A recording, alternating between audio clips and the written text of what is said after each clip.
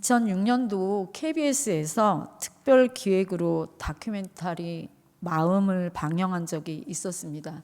혹시 보신 분들이 있으실 수도 있을 것 같은데, 이 다큐멘터리를 만들게 된 동기를 한마디로 요약했는데, 다큐멘터리 마음을 많이 시청해서 돈이 없어도 마음이 따뜻한 사회가 되었으면 좋겠다는 것입니다.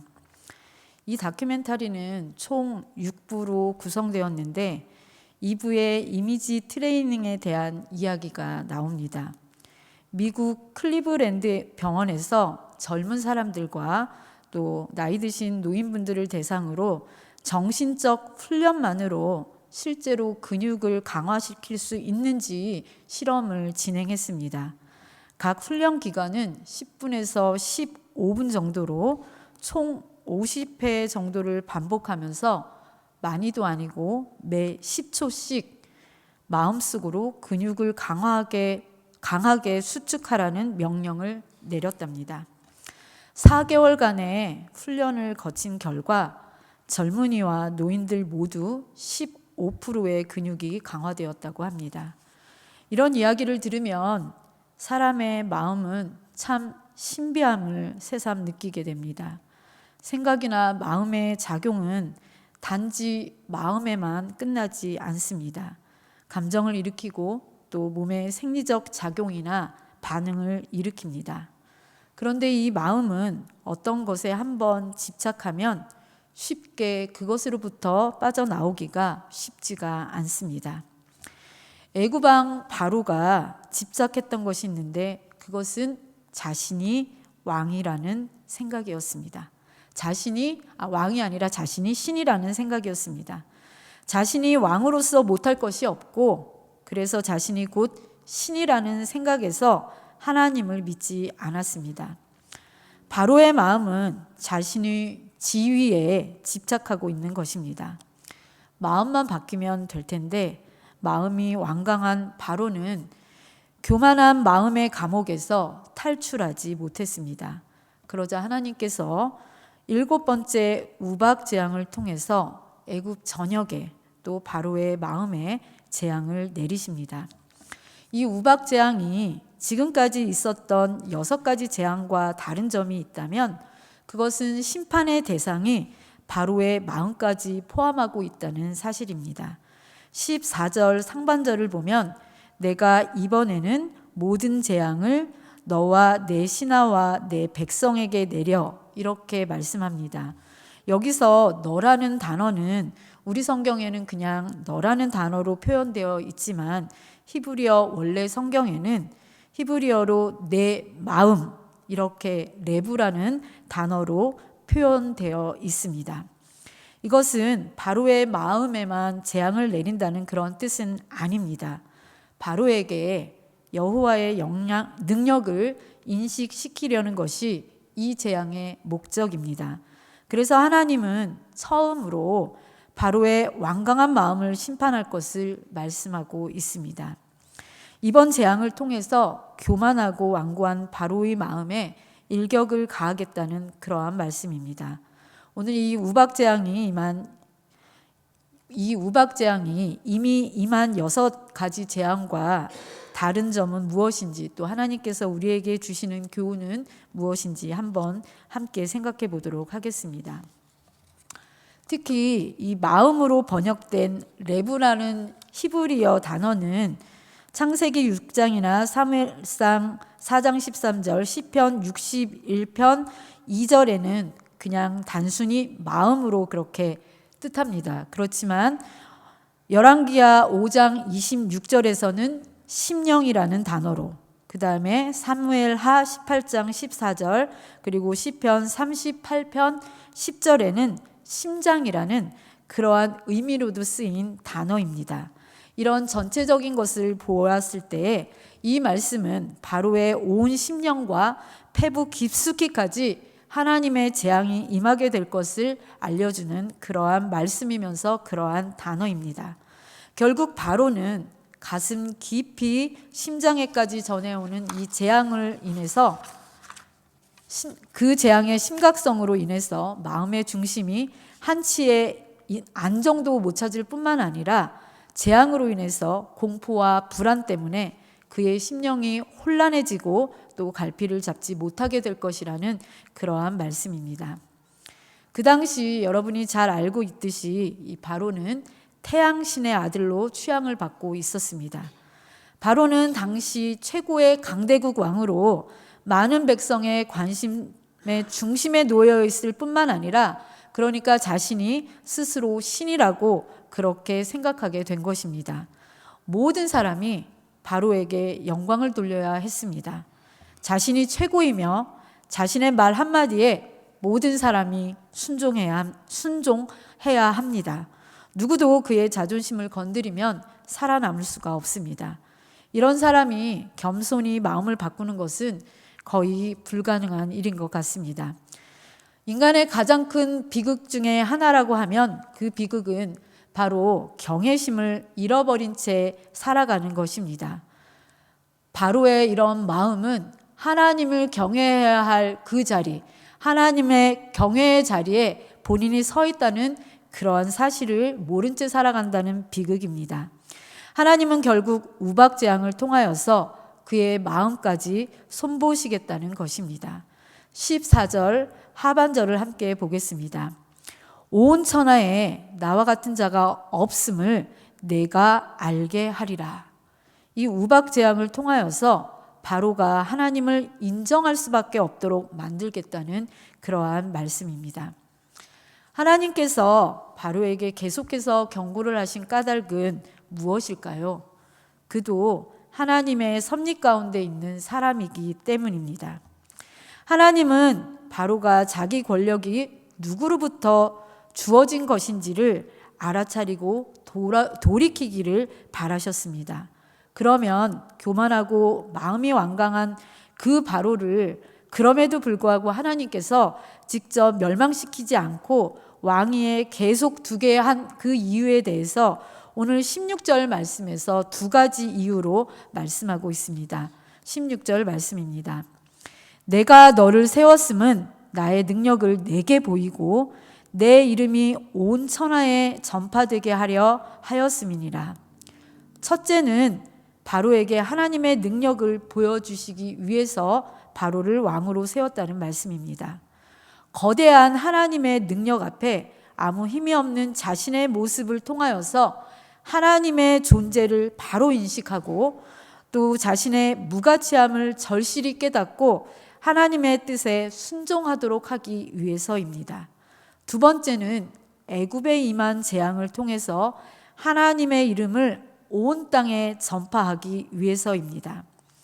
여호와의 이름조차 알지 못했던 모든 민족에게 당시 최고의 패권국인 애굽에 임한 재앙을 통해서 여호와의 이름과 능력을 나타내기 위해서입니다. 성경은 하나님께서 애굽에 내렸던 재앙들과 또 출애굽 사건을 통해서 주변의 많은 나라와 민족에게 하나님의 능력을 나타내고 하나님의 이름을 알리게 되는 계기가 되었다고 증언하고 있습니다. 여호수아 2장 10절에서 11절 말씀입니다. 이것은 라합이 정탐꾼들에게 고백한 그러한 말씀입니다. 이는 너희가 애굽에서 나올 때에 여호와께서 너희 앞에서 홍해 물을 마르게 하신 일과 너희가 요단 저쪽에 있는 아모리 사람의 두 왕 시온과 옥에게 행하신 일 곧 그들을 전멸시킨 일을 우리가 들었음이니라. 우리가 듣자 곧 마음이 녹았고 너희로 말미암아 사람이 정신을 잃었나니 너희의 하나님 여호와는 위로는 하늘에서도 아래로는 땅에서도 하나님이시니라. 바로를 통하여 하나님의 살아계심을 증거하여 모든 민족이 하나님께 돌아와 하나님을 섬기고 하나님의 영광을 드러내길 원하신 것입니다. 바로를 왕으로 삼으신 이유가 바로 이 하나님의 영광을 드러내고 하나님됨을 드러내기 위해서라는 말씀입니다. 그런데 바로는 어떠했습니까? 17절을 보면 여전히 교만합니다. 내가 여전히 내 백성 앞에 교만하여 그들을 보내지 아니하느냐라고 말씀하고 있습니다. 재앙은 마치 통 속에 든 감자 껍질을 벗기듯이 사람의 마음의 완악함을 벗겨내는 역할을 할 때가 있습니다. 그래서 대부분의 사람들이 재앙이나 시련을 겪으면 대개 자신의 유한함을 절감합니다. 그리고 절대자인 하나님 앞에 무릎을 꿇게 됩니다. 그러나 바로는 그 많은 재앙을 겪었음에도 불구하고 그 마음을 바꾸지 않고 계속해서 교만하다고 성경 말씀은 증거합니다. 우리는 하나님이 왜 나를 세우셨는지 망각하지 말아야 합니다. 왜 나에게 좋은 직장을 주시고, 왜 나에게 자녀를 주시고, 왜 나에게 건강을 주시고, 왜 나에게 생명을 연장시켜 주셨는지 그 이유를 분명히 알아야 합니다. 우리의 삶과 우리의 모든 것을 통해 하나님의 이름을 알리기 위해서입니다. 우리에게 이루어지는 삶의 사건을 통해서 복음을 증거하기 위해서입니다. 때로는 질병에 걸릴 수 있습니다. 실패할 수도 있습니다. 고난을 당할 수도 있습니다. 그러나 하나님께서는 그런 사건과 그런 고난과 힘든 일을 통해서 하나님의 이름이 드러나기를 원하십니다.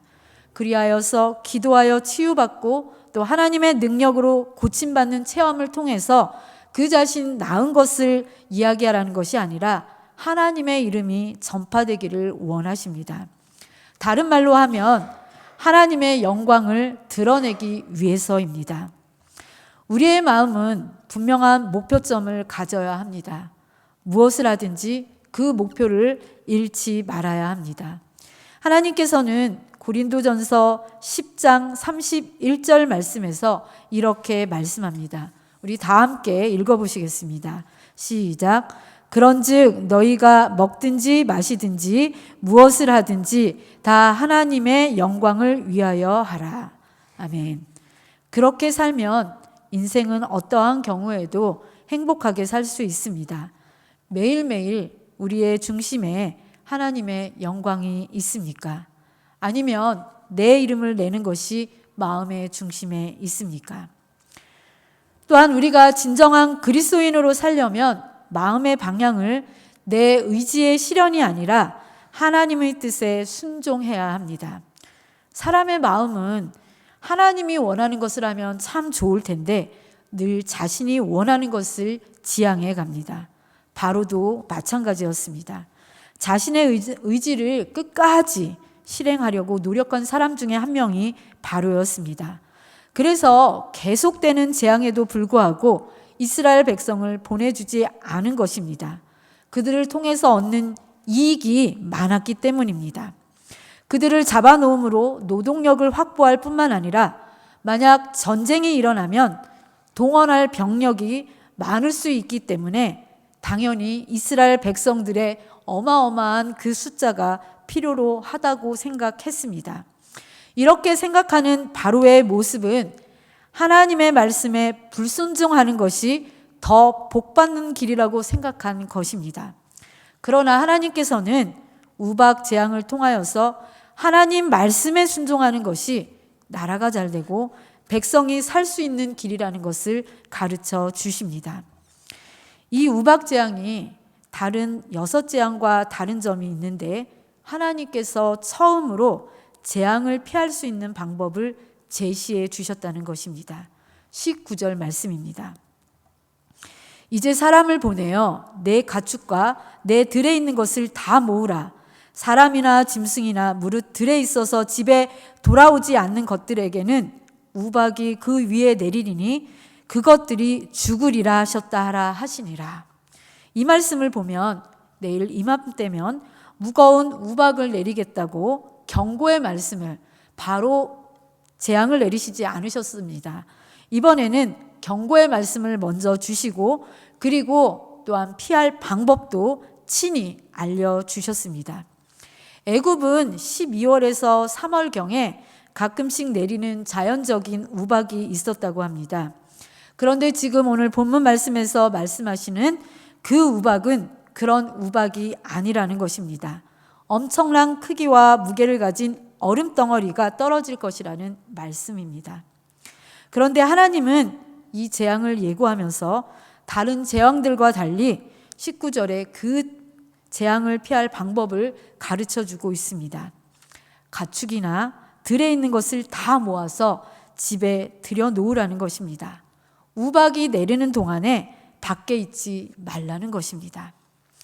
지금까지 6번의 재앙이 진행되는 동안 하나님께서는 그 재앙에 대한 어떠한 대비책도 알려주시지 않았던 반면에 본문에서는 사람과 짐승을 다 모아 대피시키라고 그렇게 말씀하셨습니다. 이처럼 하나님께서 이방인인 애굽 사람들을 향해서도 피난하라고 명령하신 것은 이번에 임할 이 우박 재앙이 지금까지 애굽에 내려진 재앙과는 다르게 그 우박을 맞으면 그 자리에서 사람이건 짐승이건 죽는 재앙이었기 때문입니다. 그렇기 때문에 하나님의 말씀을 믿고 순종하는 이들이, 그런 이들은 생명은 구해 주시리라 이렇게 말씀하셨기 때문에 하나님께서 그들에게 피할 길을 열어주신 것입니다. 이같이 하나님께서는 심판하시는 중에서도 자비와 긍휼을 베푸시는 것은 우리를 향한 하나님의 끊임없는 사랑과 또 하나님 자신이 모든 심판의 주관자이심을 우리들로 깨닫게 하기 위해서였습니다. 이후에 모세가 우리가 말씀을 읽은 것과 같이 하늘을 향하여서 지팡이를 들자 하늘에서 천둥 벼락치는 소리가 들리면서 거대한 우박이 떨어지기 시작했습니다. 또 땅에서는 불길이 삽시간에 번집니다. 여러분 한번 상상해 보시기 바랍니다. 하늘에서 천둥 번개가 치고 땅에서는 불길이 번지고 있습니다. 그런 와중에 하늘에서는 주먹만한 우박들이 쏟아지고 있습니다. 상황이 이러자 밭에 있는 모든 것, 사람, 짐승, 채소, 그 모든 것이 피해를 보게 되었습니다. 그 피해에 대해서 성경은 이렇게 기록하고 있습니다. 25절 말씀을 보겠습니다. 우박이 애굽 온 땅에서 사람과 짐승을 막론하고 밭에 있는 모든 것을 쳤으며 우박이 또 밭의 모든 채소를 치고 들의 모든 나무를 꺾었으되. 이 말씀은 앞에서 말씀하신 것 같이 짐승은 그 자리에서 또 사람도 그 자리에서 이 우박을 맞으면 생명을 잃게 되었다라는 그러한 말씀입니다. 현대인의 물가를 기준으로 해서 애굽이 우박 재앙으로 인한 피해를 보았다면 얼마나 많은 피해를 봤을까라고 추산을 해보니까 미국에서 한 해에 우박으로 인해서 농작물 피해액이 1조 1천억 원 정도 된다고 그렇게 이야기합니다. 그런 것을 봤을 때 애굽의 이 우박 재앙으로 인한 피해는 오늘날의 1조 1천억 원 그 이상의 피해를 보지 않았을까 그렇게 생각됩니다. 그러나 이런 막중한 피해에도 피해를 입지 않은 사람들이 있었습니다. 고센 땅에 사는 이스라엘 백성은 당연하고 또 피해를 보지 않은 사람들이 있습니다. 20절 말씀을 보겠습니다.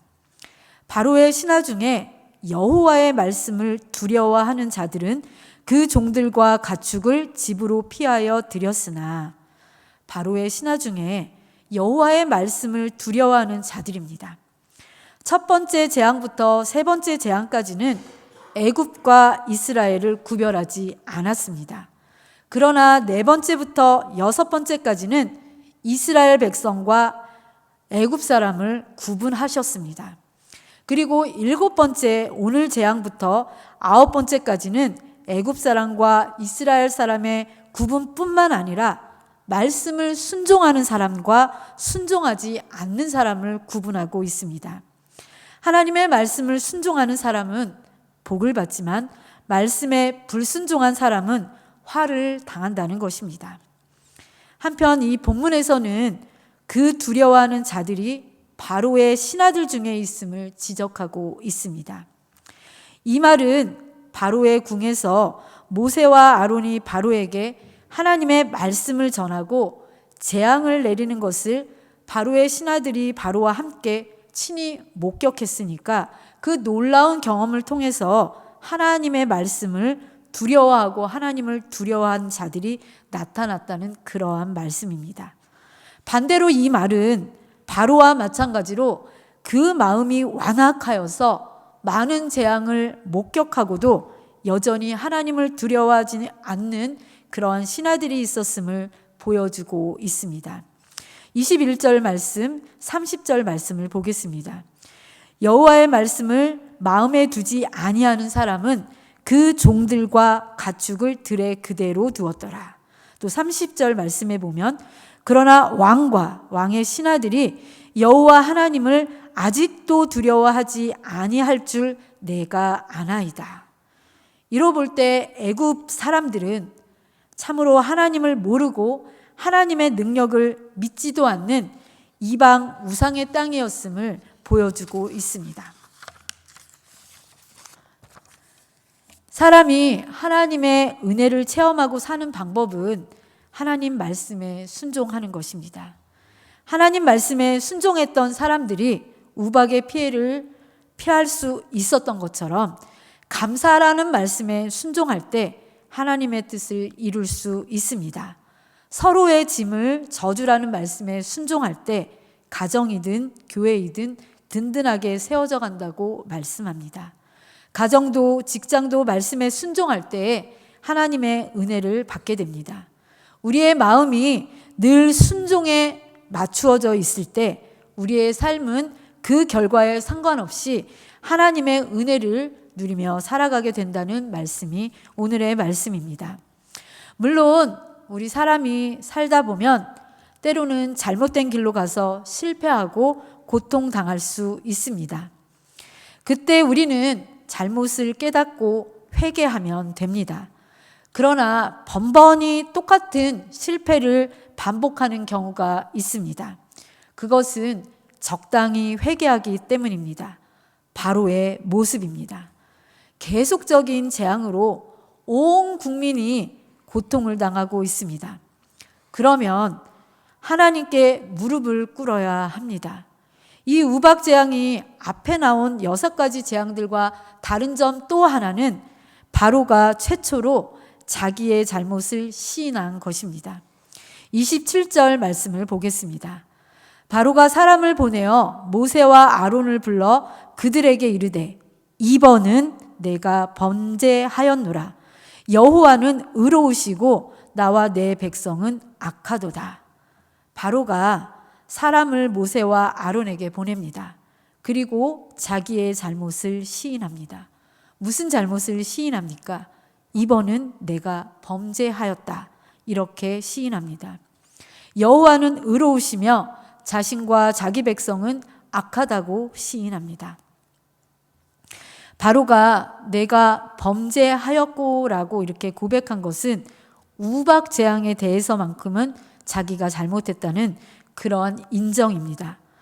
비록 부분적으로 자신의 잘못을 인정한 것에 불과하지만 이것은 바로의 태도의 변화가 생겼음을 보여주고 있습니다. 이전에 개구리 재앙이나 파리 재앙 때에는 모세와 아론을 불러서 자신의 요구사항만 말했을 뿐이지 자기의 잘못을 인정하지 않았기 때문입니다. 하지만 바로가 진정 하나님 앞에서 자신이 죄인임을 깨닫고 회개한 것은 아닙니다.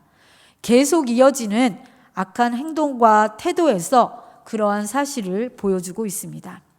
그래서 바로의 회개는 진정한 회개가 아니라는 것을 알 수 있습니다. 순간을 모면하기 위한 회개입니다. 형벌에 대한 공포시 때문에 회개한 것입니다. 이러한 회개는 자기의 이익을 위한 거짓 회개입니다. 천둥 번개를 통하여 내리는 전무후무한 우박 재앙 앞에서 바로는 충동적으로 자기의 잘못을 인정하지만 용서받는 일에는 무관심합니다. 이러한 태도는 진정으로 하나님을 두려워하는 태도가 아닙니다. 하나님에 대한 진정으로 두려워하는 태도는 순종으로 나타나기 때문입니다. 참된 회개는 자신의 영적인 죄를 각성하고 회개 후에 마음에 참된 기쁨이 찾아옵니다. 그래서 참된 회개는 하나님이 우리 마음의 주인이 되시는 그러한 회개라고 할 수 있습니다. 그런데 바로를 보면 바로는 이런 회개가 아니었습니다. 그의 다음 태도를 보면 알 수 있습니다. 28절에 요구하고 있는 사항을 보도록 하겠습니다. 28절에 보면 여호와께 구하여 이 우레소리와 우박을 그만 그치게 하라. 내가 너희를 보내리니 너희가 다시는 머물지 아니하리라. 겉보기에는 회개한 것처럼 보입니다. 여호와께 구하여서 자기의 이 어려운 상황을 타개할 수 있도록 도와달라고 구합니다. 그러면 이스라엘 백성을 보내겠다고도 그렇게 약속 아닌 약속을 합니다. 이런 태도는 자기의 잘못을 시인하고 용서를 구하는 것이 아닙니다. 단지 위기를 모면하기 위하여 회개하는 채 하는 것입니다. 그런 바로의 마음을 알 수 있는 말씀이 바로 30절 말씀입니다. 그러나 왕과 왕의 신하들이 여호와 하나님을 아직도 두려워하지 않을 줄 내가 아나이다. 하나님을 아직도 두려워하지 않았습니다. 우레소리와 우박이 그치는 것을 보자 바로와 바로의 신하들은 어떻게 했냐면 34절을 보시겠습니다. 바로가 비와 우박과 우레소리가 그친 것을 보고 다시 범죄하여 마음을 완악하게 하니 그와 그의 신하가 꼭 같더라. 다시 범죄하여 마음이 완강해졌습니다. 마음이 강팍하여서 이스라엘 자손을 보내지 아니하였습니다. 왜 그랬을까요? 아직은 살만하기 때문입니다. 32절 말씀을 보면 밀과 쌀보리는 아직 자라지 아니하여 상하지 않았다라고 전하고 있습니다. 아직 믿을 구석이 있다는 말입니다. 결론의 말씀을 하려고 합니다. 이 말씀을 통해서 우리는 우리 자신을 돌아보았으면 좋겠습니다. 우리도 바로와 같은 재앙이나 고난 앞에 면피용 회개를 하고 있지는 않습니까? 어려운 일을 만나서 회개하는 것이 아니라 우리 삶의 주인이 하나님임을 인정할 때에 우리는 진정으로 회개하게 됩니다. 우리의 마음이 겸손하게 될 때 우리는 회개하게 됩니다. 하나님은 악인들이라도 멸망하는 것을 바라시기보다는 회개하는 것을 바라십니다.